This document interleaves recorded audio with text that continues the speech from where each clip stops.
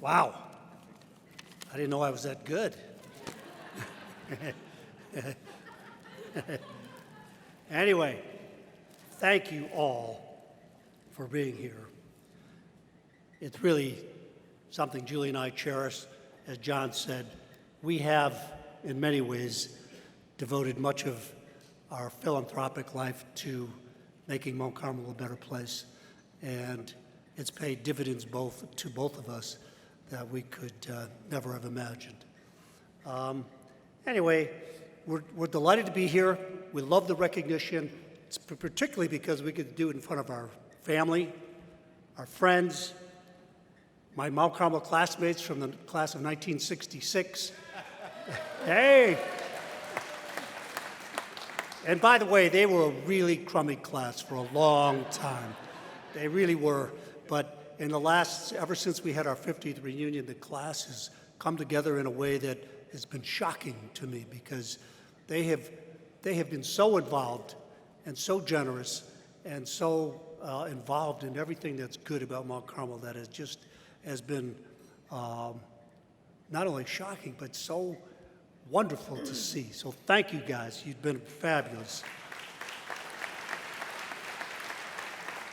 And I know I shouldn't do this, but I do want to thank one other person. There's so many people here that I didn't expect to see tonight, and I'm delighted to see all of you. But one person that I never expected to see tonight is a boyhood friend of mine who grew up with me on the east side, who did not go to Mount Carmel. I know he wishes he had. But Rob Stanley, it was delightful to see you tonight. Glad you're here. Well, this year's theme of coming home is really appropriate. I can't think of a more appropriate theme as we celebrate this fantastic facility and admire what we've developed as a Mount Carmel campus. Who could have imagined this 10, 15, 20 years ago? I couldn't have. It's evolved in a way that just is amazing to see and really gratifying. Mount Carmel's been important to me for as long as I can remember. My older brother Ralph, 9 years older than me, was class of 1957. So I can remember as a 6-year-old kid when Ralph was a sophomore. He was a sophomore on the football team, and he was a terrific football player. Sophomore in 1954, 55, and then 1956.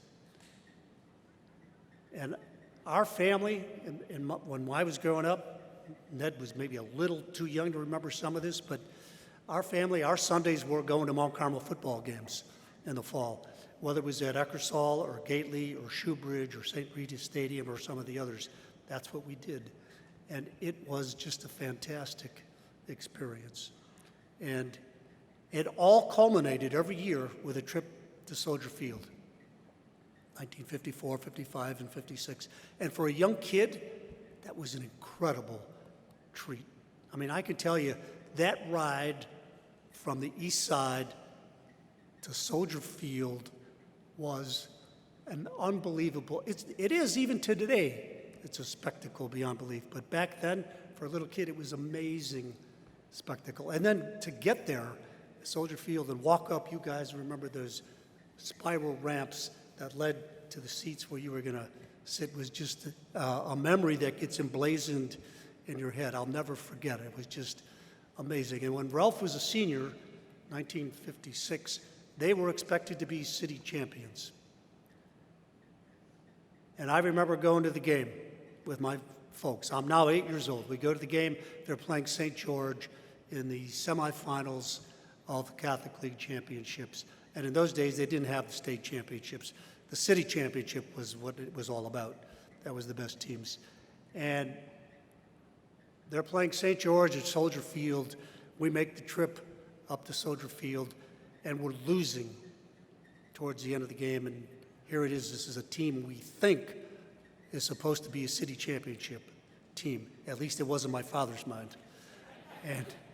And we get the ball back with about 4 minutes to go. They drive the length of the field, and they're on the St. George 2-yard line with about a minute to go. And it's obvious we're going to score and we're going to win. And then the unthinkable happened. Our great running back, future All-American on the national champion Nebraska team, Bernie McGinn, fumbles on the 1-yard line. We lose, season over, my dreams shattered. And I remember walking back to the car with tears in my eyes, holding my mother's hand, and I looked up at her and said, I wish we had a bye today. And at that, a guy behind us, who I didn't know, put his hand on my head and said, me too. And I turned around, and there was a Carmelite priest who said that to me. Anyway, from that point on, I was hooked. I knew I was going to Mount Carmel. That was it. But as John said, it almost didn't happen. And it wouldn't have happened if my brother Ralph, 9 years older than me, hadn't sent that tuition for my freshman year to Mount Carmel. He sent it to my folks and said, he needs to go.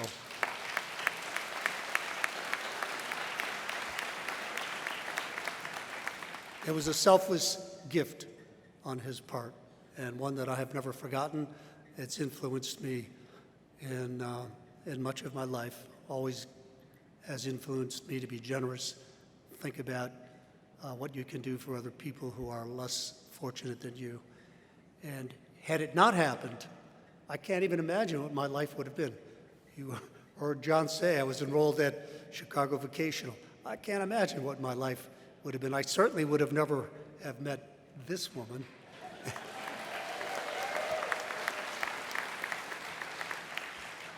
So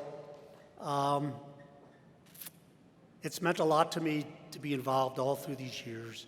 I'm delighted to be here. Julie and I cannot tell you how proud we are to be part of this family and everything it has meant to us.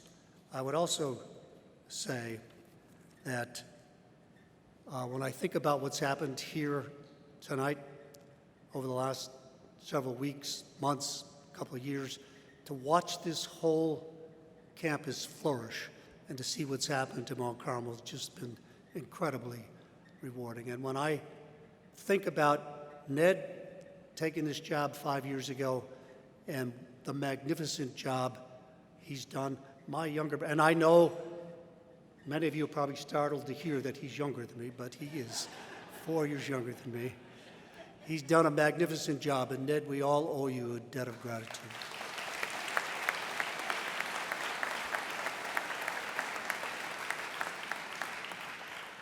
And when I think about what's happened here tonight, and what Neil and Pat and Tim Sheehan and Matt O'Shea have done, they've shattered the level of donations that have ever been made to this event. You guys, we all owe you a debt of gratitude. Great job.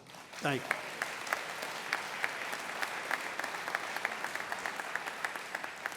So with that, let me just introduce, as John said, I met my bride at a Mount Carmel social in 1965, 56 years ago. And so let me introduce Julie Connors Hughes.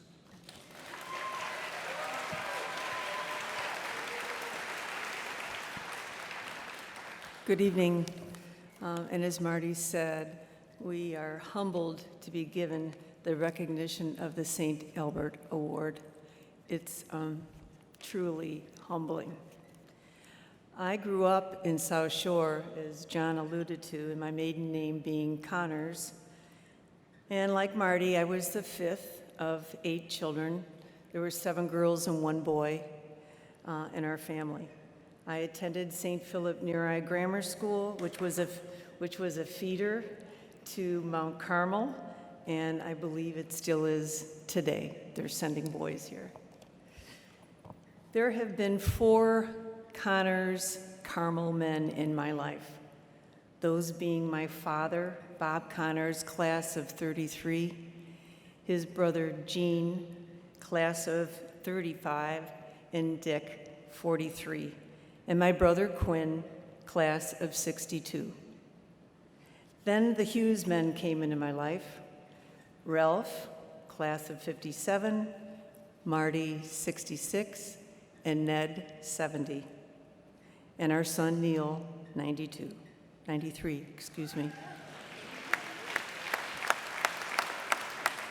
There were my cousins, the Reardon boys, Ty, 66, Tony, 68, John, 70.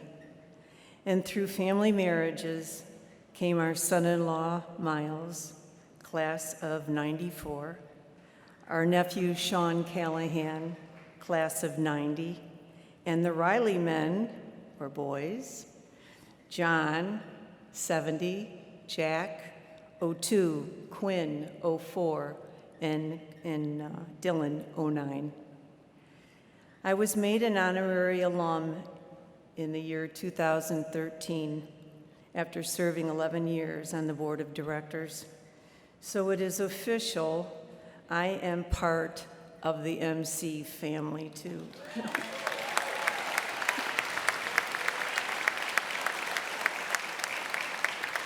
I am passionate about this wonderful school, and I look forward for the years ahead as our dedicated teachers and staff continue to educate the young men who are lucky enough to attend this terrific institution. As it's been mentioned, I met Marty at a Mount Carmel social in 1965, and my girlfriend, Ellen O'Rourke Middendorf, who's here, introduced Marty and I that Friday night. And it was the place to be. Friday nights at Mount Carmel on Dante, you gotta go to the social, because that's where you will meet people. And I have to say, it led to the biggest touchdown in my life. Marty.